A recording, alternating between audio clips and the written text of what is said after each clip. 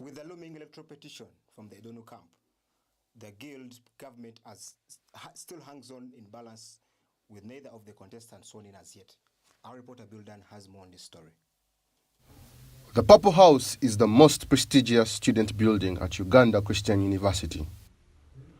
It houses the guild president and officials. However, following the 2022 hotly contested elections last year in November between President-elect Dumba Timothy and Edono Jerome, the building is vacant and abandoned. The university still lingers in mercy under the service of the Serwada administration that seems to have already laid down tools. Speaking to James Rutuga, a fourth-year law student and political analyst, he urges out that the current administration is strong to hold up to now, since most of the officials are in their final year, giving time for their books. Whole government, when you look at about 70 of it, these are people who are in their last final years. So you find that actually most of them, maybe they're tired, they thought that by now they'll be out their books. So that is why maybe you find that you won't find many of them at the guild offices. So I think that is why students actually feel that they are actually not getting guild services, because people expected by this time to have a new government. With all these developments at play, the student community is at limbo as regards to the next leadership.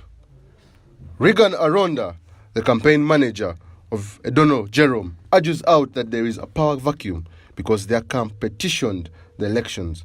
Right now, we don't have a government. It's because Serwada's government must have ended last year.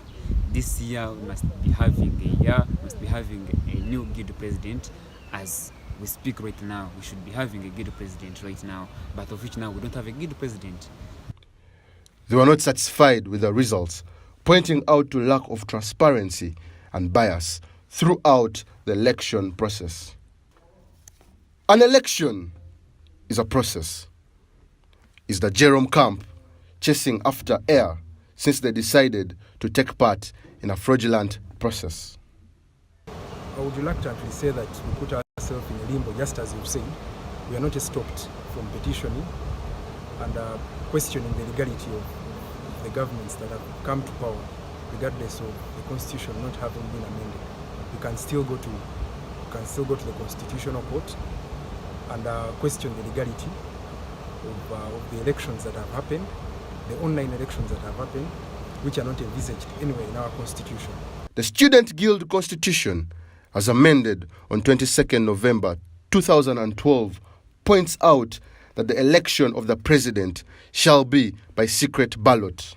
We have confidence. We have confidence in the board that they are going to face, the Elections Appeals Board, if I get your question right.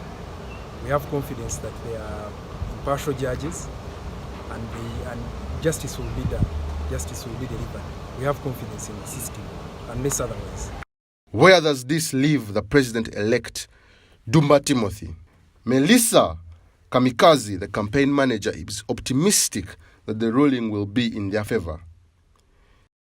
Yes, I'm actually very optimistic because I was a witness to the elections. I know that there is nothing that can be held against the team or against the elect that could change the outcome of the elections for last semester. So yeah, I'm very optimistic. A section of the students is not bothered by the election petition. Well, I don't know much about the elections, but to me, I haven't participated because I've been off semester. The elections, I just voted because someone was there with me, so I had to just do it, not that I actually wanted to do it. The Election Appeals Board had its first hearing today at the Principal's Hall.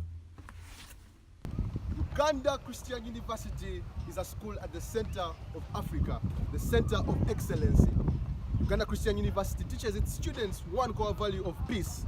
Students have decided to run to the courts of law to petition an election that just took place. What will be the result of the Electoral Commission? What will the tribunal decide on the petition? We shall find that in the next coming days. We shall know who the next guild president is. Bildan Arnold, reporting for Media Link News.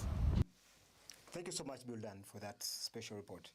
In a bid to provide flexibility for students while clearing dues, the administration has split the accommodation account from that of the meals. This will in turn increase the ease with the students, which the students can access for their meals. Charlotte Nalude relies this report.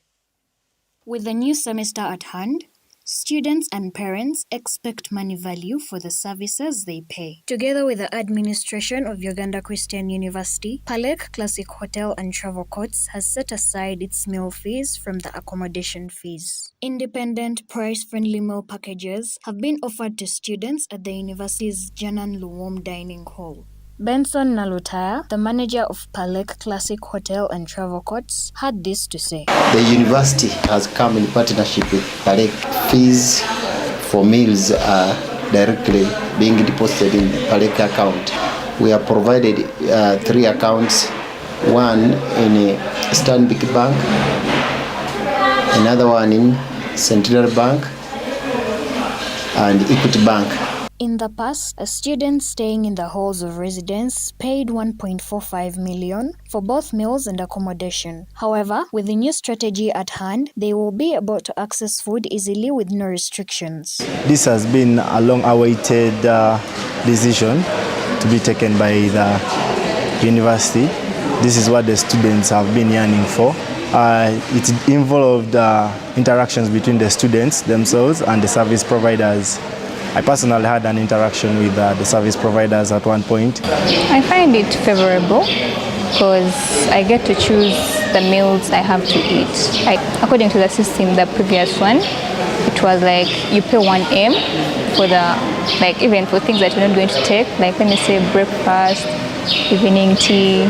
Some people don't take lunch, so you get to choose. It helped me to save because now, when you're given that 1M, you get to pay for what you can consume in a semester.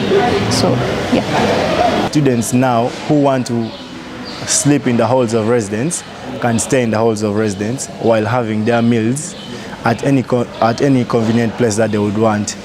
By then, the policy was strict, whereby you ought to pay the money to the school, and the school was to provide you with the meals. Now, in this case right now, students have the liberty to pay according to what they have. So I feel like it has been a relief on the side of the students, since services have been closer to the student, have been brought closer to the students, and they have the discretion to choose what they want. We all know how the economy is crunched.